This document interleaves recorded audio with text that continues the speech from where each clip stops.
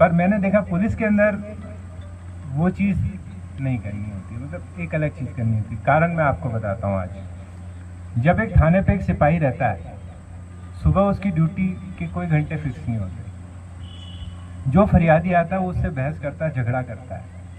कभी कोई पत्रकार चिपक जाता है उसके, कभी कोई भी मतलब जनप्रतिनिधि अपने आप को बड़ा जनप्रतिनिधि साबित करने के लिए सबसे आसान टारगेट आरक्षक होता है। काम भी सब उसी से कराना है, सब उसको करना है। वो घर भी नहीं जा रहा है, महीनों महीनों घर नहीं जा पाता है। कहने को आप उसको 1 महीने की एक्स्ट्रा सैलरी देते हो, लेकिन देखा जाए तो कोल्हू की नौकरी रहती है। अगर वो बहुत अच्छा काम करेगा, मैंने देखा यहाँ पे 300 वारंट एक सिपाही के ऊपर, 50 डायरिया एक एएसआई साहब कर रहे हैं। गर्दन ऊपर करने का समय नहीं, ये आके बता दे कि श्रीमान जी मेरे जीवन में क्या चल रहा है। उन्हें ही नहीं पता चलता उनका बच्चा कब बड़ा हो गया, कब बीमार हो गया, या उनकी बीवी की क्या हालचाल है, बीवी खुश है, नाराज है, कुछ नहीं पता। और उसमें हम एज ए सीनियर ऑफिसर उसे परेशान कर दें, या उसको डांट दे, डपटते रहे, या उसको एक मेंटल स्ट्रेस देते रहे, तो वैसे ही नरक है यार उसका। कम से कम आपके पास आए तो आप तो उसको प्यार से पुचकार के, सहला के उसके दर्द को समझो, उसकी मदद करो। यही तो आपकी लीडरशिप है। अगर आप कभी अधिकारी के रोल में आते हैं तो ये सबक आप याद रखिए। जिस दिन आप ये सीख गए, चीज़ें अपने आप आसान लगने लगेंगी। कोई कठिनाई बड़ी मुश्किल नहीं होती, कोई परिस्थिति ऐसी नहीं होती जिसका हल नहीं निकाल सकते।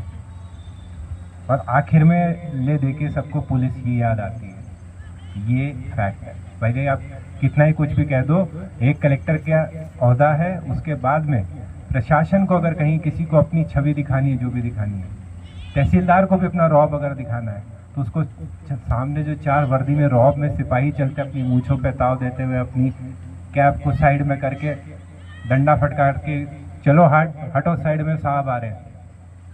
वो जो 4 लोग तुम्हें साहब बनाते हैं, उसी से प्रशासन का रौब चलता है।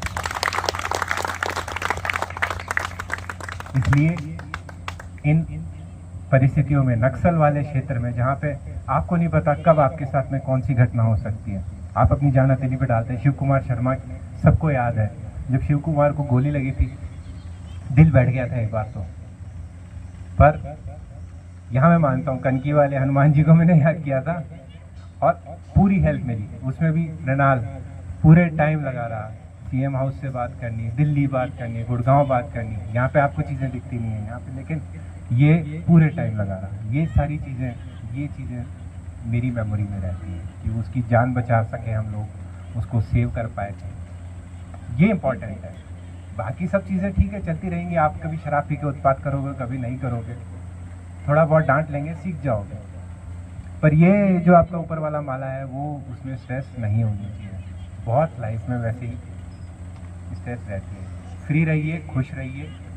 खेल उसी का जरिया है। टूर्नामेंट्स हम लोग यहाँ पे करते हैं, तो वही है, मैदान में निकालो जो गर्मी निकालनी है आपको, स्लेजिंग करनी है स्लेजिंग करो, प्यार मोहब्बत से। पर बाद में सारे हंस रहे हो कि नहीं हंस रहे हो, ये आपकी ठीक है। That's about it. जहाँ भी जाऊँगा मैं तो खेलूँगा, खुश रहूँगा, क्योंकि मैंने खुश रहना सीख लिया है। पोस्टिंग्स चलती रहती हैं, बहुत लंबी नौकरी है, मिलना रहेगा। और मेरी कमाई, ये जितने लोग यहाँ पे खड़े हैं, यही मेरी कमाई है। और ये कुनबा बढ़ता जाएगा, मुझे पता है। ये कभी ख़त्म नहीं होगा, ये साथ कभी ख़त्म नहीं होगा। मैं जहाँ भी रहूँगा, जिस कैपेसिटी में जो मेरी लीगली मैं कर सकता हूँ, मैं आपके लिए हमेशा करूँगा। उसके आगे तो मैं कर नहीं सकता। मेरे लिए आप सब हमेशा प्रिय रहोगे, और भोपाल में मैं इंतज़ार करूँगा तुम लोगों का। फिलहाल तुम्हारा नहीं करूँगा, तुम कहीं और जाओ, फिर मुझे खींच के लाओ वहाँ पे। Thank you. जय हिंद, जय भारत।